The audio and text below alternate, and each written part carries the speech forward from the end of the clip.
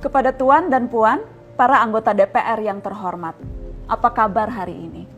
Sepertinya tak sebaik biasanya. Sama, di sini pun begitu. Kita semua memang sedang diuji. Hidup memang tak selalu baik, kan? Seperti kami-kami ini, Tuan dan Puan juga mungkin lebih banyak bekerja di rumah.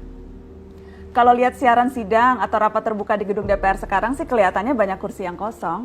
Tapi biasanya juga kosong kan ya? Tuan dan Puan anggota DPR yang terhormat. Saya perhatikan parlemen-parlemen negara lain fokus melawan corona. Tapi rasa-rasanya isu-isu yang keluar dari Senayan belakangan kok kebanyakan tidak terkait corona ya? Kami malah membaca DPR bersemangat membahas isu-isu lain. Contohnya, rancangan Undang-Undang Cipta Kerja yang banyak ditolak karena dinilai mementingkan kepentingan investor di atas kebutuhan pekerja. Presiden Jokowi pekan lalu sempat menyatakan pemerintah dan DPR menunda pembahasan salah satu klaster di rancangan undang-undang itu, klaster ketenagakerjaan. Ini untuk memberi kesempatan mendalami substansi dan mendapat masukan dari banyak pihak. Berpegang pada alasan itu, maka sudah seharusnya klaster lain dalam RUU Cipta Kerja pun perlu ditinjau ulang. Karena yang lain juga bukan tanpa masalah, terutama dari perspektif lingkungan dan keadilan gender.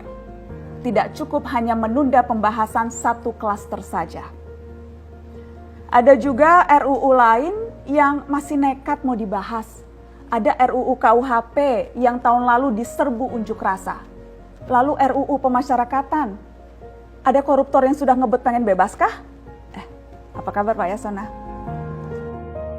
Terus terang saja, membahas undang-undang yang menyangkut hajat hidup orang banyak di masa seperti sekarang ini terlalu mengundang curiga. Gara-gara pandemi yang pada jatuh cinta saja berani menunda nikah loh. Ini kok DPR buru-buru banget kayak lagi kejar setoran? Tidak ada undang-undang yang tidak penting, semua penting. Justru karena undang-undang itu penting, aneh jika pembahasannya diseriusi di waktu seperti sekarang. Saat dimana perhatian dan konsentrasi kita sedang terkuras bertahan hidup di tengah wabah. Produk hukumnya pun berpotensi cacat bila tidak memenuhi ketentuan dan rasanya belum ada aturan pembahasan RUU secara virtual. Jika ngotot menuntaskan Omnibus Law atau RUU KUHP atau RUU pemasyarakatan, jangan salahkan jika ada yang menilai DPR tidak menjadikan perang melawan corona sebagai prioritas.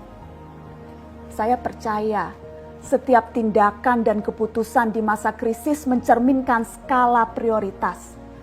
Atau memang inikah prioritas wakil-wakil rakyat kami saat ini? Bikin ribut juga jelas tak seharusnya jadi prioritas. Satgas COVID-19 DPR kemarin dikabarkan mengimpor jamu ilegal dari Tiongkok secara besar-besaran untuk pasien positif virus corona. Satgas kemudian membantah itu, katanya ini diproduksi di Jakarta dan merupakan sumbangan Wakil Ketua DPR RI Sufmi Dasko yang akan dibagikan gratis ke berbagai rumah sakit. Kemudian dikabarkan juga jamunya mengandung bahan berbahaya dan belum terbukti klinis. Satgas lagi-lagi membantah, katanya sedang proses mendapatkan izin edar di Badan Pengawasan Obat dan Makanan. Sedang itu berarti belum kan ya?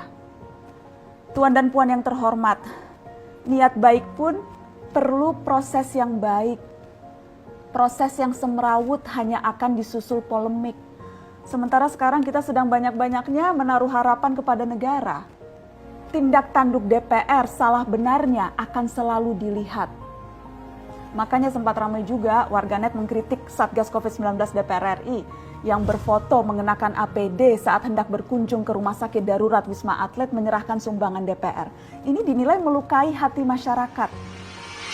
Tenaga medis kita saja bertaruh nyawa benar karena kekurangan APD. Tidak ada yang meragukan jumlah sumbangan DPR. Kami yakin pasti banyak, namanya juga DPR, beli ribuan rapid test saja mampu, ngeborong jamu apalagi. Tapi ini soal rasa dan empati. Kecuali ya, kalau yang dipakai anggota DPR itu APD yang lain, alat pelindung dewan. Salam hormat dari kami yang kalian wakili.